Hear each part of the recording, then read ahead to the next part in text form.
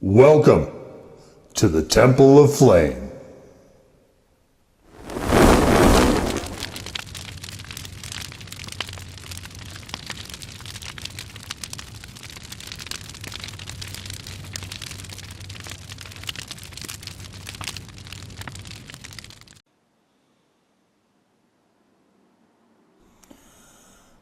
On today, Faith Block Lights, we take a look at this.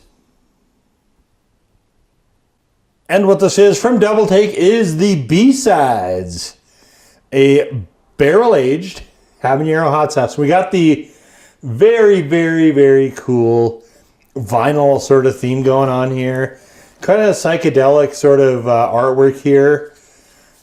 Harkening, I think, back to, the 70s, maybe the 60s and 80s a little bit as well, where you kind of had, I guess in the 80s, LPs were kind of on their dying gasp until their more recent resurgence. But you can see here, this is a very loose, very, very loose sauce. We'll get into that here in a minute. Let's just see. Well, here's the bad part of doing this. So, the label looks cool, but legibility is not great. So sauce is off the hook.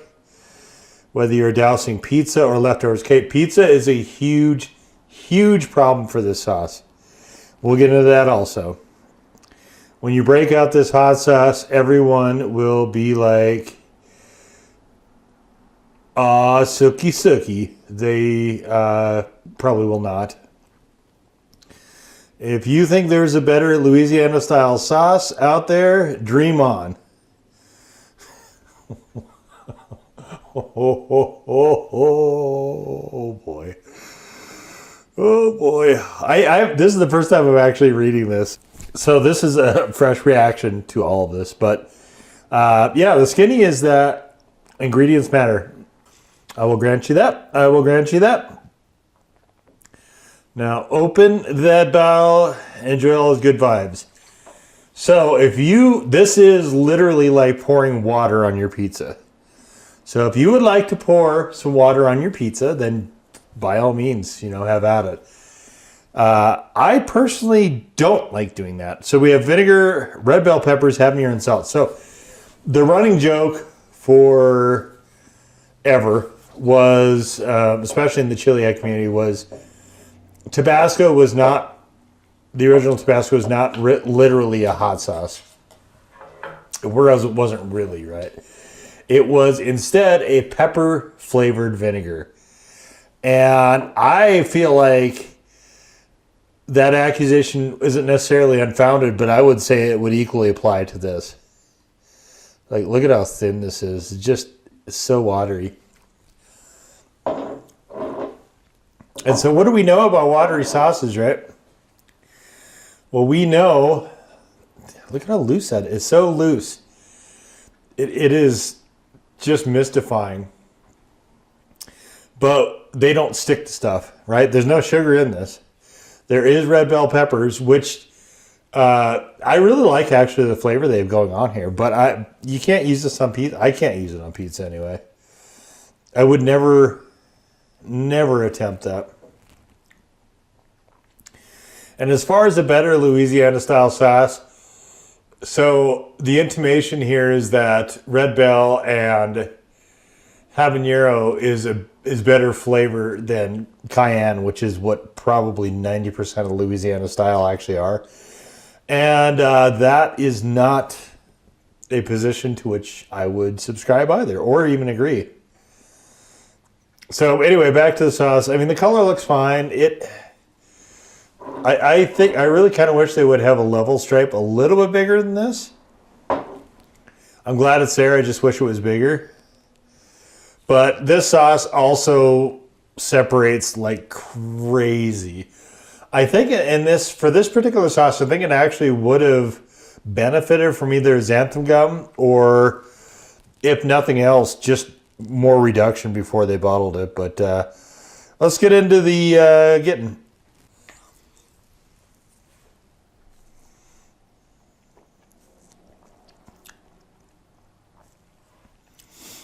So the flavor It's literally like having water in your mouth. This is thicker. This Diet Mountain Dew right here is thicker in my mouth than is this hot sauce. It doesn't coat anything there. It's not really a lasting impression. Heat, I'll give it a 1. Like I gave it a 1. I think that's about right. I do like the flavor of this a lot. That's why it's kind of such a shame that it's so loose. Because this is a sauce that is challenging to use. And honestly, even though I do like the flavor a lot, I would have to fix the sauce myself if I were to ever get it again. Because to me, it is borderline unusable. This is another out of Minnesota. Do we have an address on here where it's at in Minnesota for Double Take? Oh, Eden Prairie. Okay, so it's a suburb of Minneapolis. That's where this comes from. So Minnesota, surprisingly, has got a fair amount of, it seems like anyway, more than I would have expected, hot sauce companies. Having lived up there for a while, spicy food for the ouvroir was not what I would say was especially prominent. Although the Twin Cities, even in the 80s and 90s, there was a kind of a little bit of a hotbed community there. I know my dad had a friend that lived off of Hennepin Avenue. And that guy spent a lot of time trying to amplify everything to rock. He was, I think, super nice guy. I think he was probably the, obviously I didn't know him very well, as he was my dad's buddy, but he was probably, I would say, the first, what I would call true chili head I ever knew in my entire life. So you can see, well, you can see we got a fair amount on there. I've gotten better with using this now, so I don't have a puddle on my plate. But frequently I have a puddle on my plate.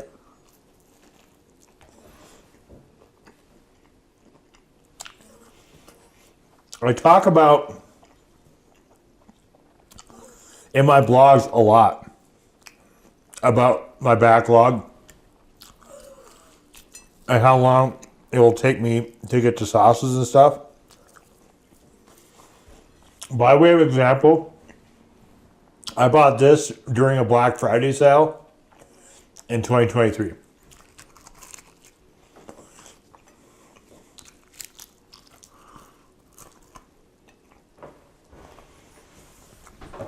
I didn't even tell you what this was. Shame on me. This, I've said it a number of times. If there is something out there, either new and or stupid, in the food world, the snack food, whatever, I will get it. This one I thought was a good idea to use the Cheddar Bay Biscuit mix on shrimp. Now, this is normally about $9 what you see in front of you. It's the whole box. So it happened to be buy one, get one free at the grocery store. That's why I got a couple boxes of it. To me, you really, what I'm running into with these is the thing I was worried about, which is the flavor is fine. I usually have 3 or 4 of these things. Bring me free food. I'm a fat guy. I'm going to eat it. I usually have 3 or 4 of these things when I go to Red Lobster. And so I think in terms of flavor, this is a good idea. Now, it's not a good idea, though, in terms of batter, because what we see here is kind of what I thought was going to happen, which is that the batter, you have to get a certain thickness or it's not going to stay on the shrimp very well. So the ratio of shrimp to batter is, I'll be charitable and say it's unideal.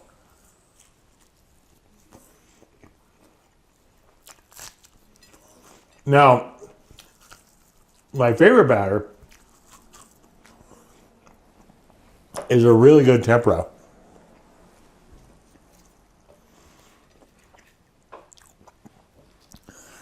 A lot of people like panko.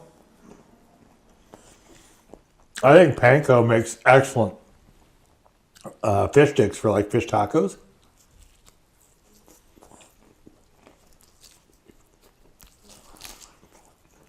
But as far as having it on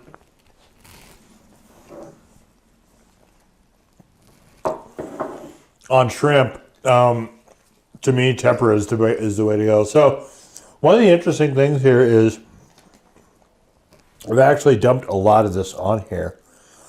And this actually worked out really well for the sauce because, as you know, biscuits are pretty bready and you can get them to absorb a lot of stuff. Even with me hitting them the first time, I still didn't get enough sauce on these. So this is almost gone. I've got probably a handful of uses left of this. I mean, flavor-wise, I think it's a gem.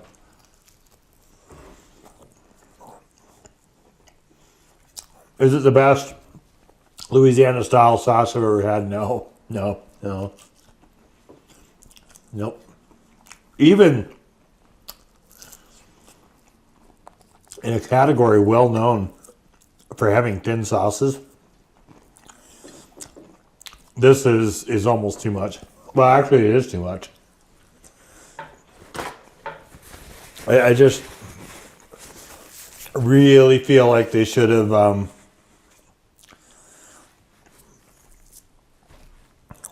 just reduced it down or used anthem gum in this one. It just needs to be a little bit thicker.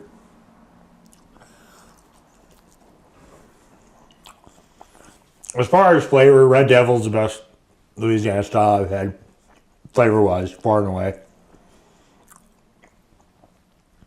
For one that has a little bit of a heat to it, I do like the Irazu. Well, I don't know if it's still being produced anymore, actually.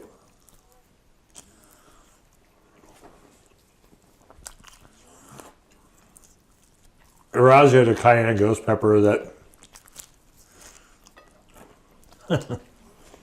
chewed through quite a few bottles of that too. And it's kind of weird, you think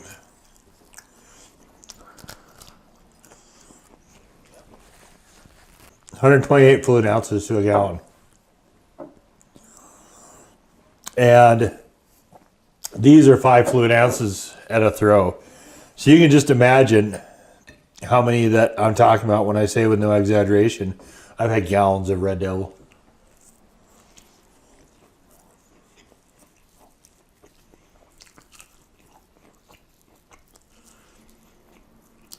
And it's one, I guess in a way, it's fortunate that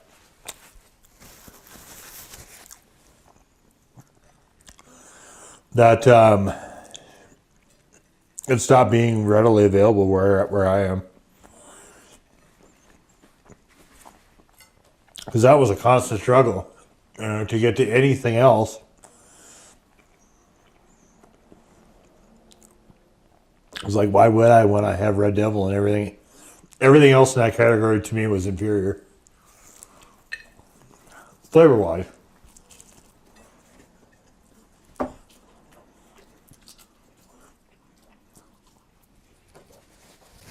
Heat-wise, Red Devil is a big fat goose egg. Unless they've changed it. I haven't had it for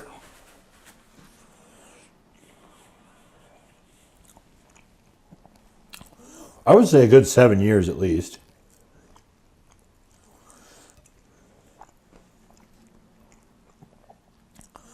Sometimes, when sauce makers change hands, the ingredient profiles get changed.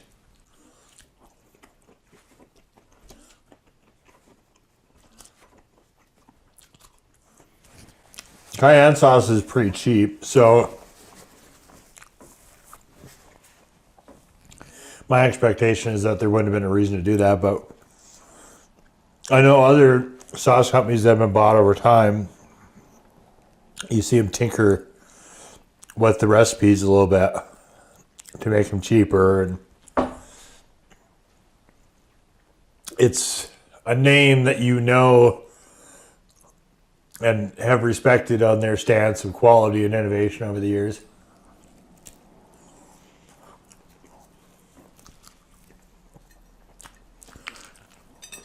And the new owners can be less than invested in protecting the integrity of that brand. So, take shortcuts.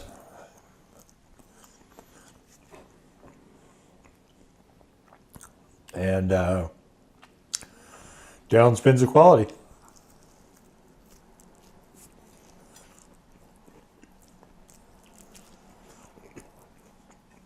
I'm not going to mention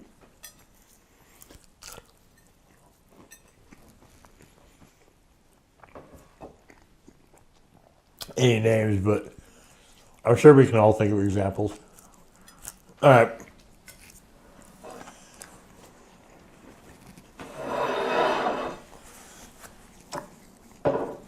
Holy moly. That is some bready coating on those shrimps. Flavor is great though. I mean, it's a really good flavor batter. It just, I don't know how you do it and still have it retain the biscuit part of it. But I really wish that batter was thinner. Those are a bit of a struggle to eat. You know how you have a whole bunch of biscuits and it's like you've got glue in your mouth? Very floury. Flour and water, of course, is kind of a gluish paste, I guess, if you will. And you just get that's kind of what's going on here. So, if you're not, it's a good thing this has a restrictor cap, even though there's a lot of particulates in it. Even with that, so for instance, I'll give you another example of the looseness here being a problem. I mean, just look at this. It's like a ship in a bottle almost. So this stuff, obviously I've tried it a lot on a lot of different things. And I think it functions well in terms of flavor as a Louisiana style sauce. Unfortunately, the looseness doesn't allow concentration of flavor. So here's one of the things that happens is I have to try to put more on to get that concentration of flavor. And what happens if I just poured it on the table? Right? I get a puddle. And then it starts to run and probably slips down the cracker onto the floor and whatnot. But I get a puddle, right? The table can't absorb anymore. So in the case of this breakfast burrito I had this morning, breakfast burritos have this sort of curve, right? Across the top of them. So you try to get it on there, and tortillas are fairly thin. So I do dots, and it absorbs the first part of the dots, right? And I'm like, well, that's not enough. So I try to dot it again, and I tried it, but it's, now we have pooling, right? Because it can't, there's nowhere for it to go. It can't absorb anymore. So we wind up just getting it, and then I run out of patience, and then I have a puddle on my plate, you know, because I'm just like, the hell with it. I'm just going to tag it, and then maybe I'll just try to soak it all up with, it was cheese and eggs, which aren't known for soaking up stuff. So I kind of had to tilt the plate so I didn't get, and by then it was starting to separate. So, you know, the sort of colored stuff was over here, and then the other kind of paler stuff, the more vinegary stuff, was over on, it was pain. So that is one of the issues with having it this loose, is that you, A, don't get the concentration of flavor, which is a shame because, like I said, this is a very tasty sauce. And B, you also, it just is really, really hard to use. Like I would not dream of putting this on pizza. I would not. I mean, I wouldn't dream of getting a spray bottle full of water out and shooting my pizza before I tried to eat it either. And that's kind of what you're looking at here. So the good news is that it's super close. Like they've nailed the flavor. The flavor is great. But having a sauce, no matter how great the flavor is, if you can't easily use it, to me is a pretty substantial drawback to things. And even so, even, you know, like mac and cheese, if I'm just blasting the stuff in there because I want to be able to get the flavor, unfortunately, that's kind of what I feel like you have to do with this sauce. What happens with the consistency of the macaroni and cheese sauce, right? You start adding a whole bunch more liquid to it. You can kind of picture where I'm going with this, right? They've come a long way, to be sure. They've come a long way, but I think they still have a little ways to go. So that would be, if I got this again, I would just probably have to do it myself. You know, find a way to reduce it down so it was actually usable. Or I don't know that I would try to mix xanthan gum in it myself, but something like that so that you could just get a little bit more body to this sauce. And this would be, I would honestly put this in the upper eighth, probably in the upper eighth of all the Louisiana style sauces I've had. Flavor wise, I will give them this. It is very near the top. Heat wise, no, not really. It's certainly not any of the hottest sauces I've had in that style. But that style is not known for heat, and heat is not the important factor in that style either. So, I mean, who really cares about that? Most of the time, it's you want flavor. You want to be able to cut some rich sauces, or this one. Even still, you know, me saucing those Cheddar Bay Biscuit shrimps twice, I still probably could have used more of that, which I think really speaks to the density of flavor more than anything else. So, a couple minor tweaks, though, and this is right there. It's I think well on their way. So. Another very interesting sauce from Double Take. They had a mustard sauce that was in the Hot Ones show that I enjoyed quite a lot. And I've enjoyed this one less just because I really want to have more density of flavor, and I really don't like this much looseness to my sauce. But I haven't disliked it flavor-wise or anything like that by any means. It just, like the pooling thing, it just, I don't love that. And we'll just leave it there. So that is the Double Take B-Sides hot sauce. Now go forward in peace to serve the flame.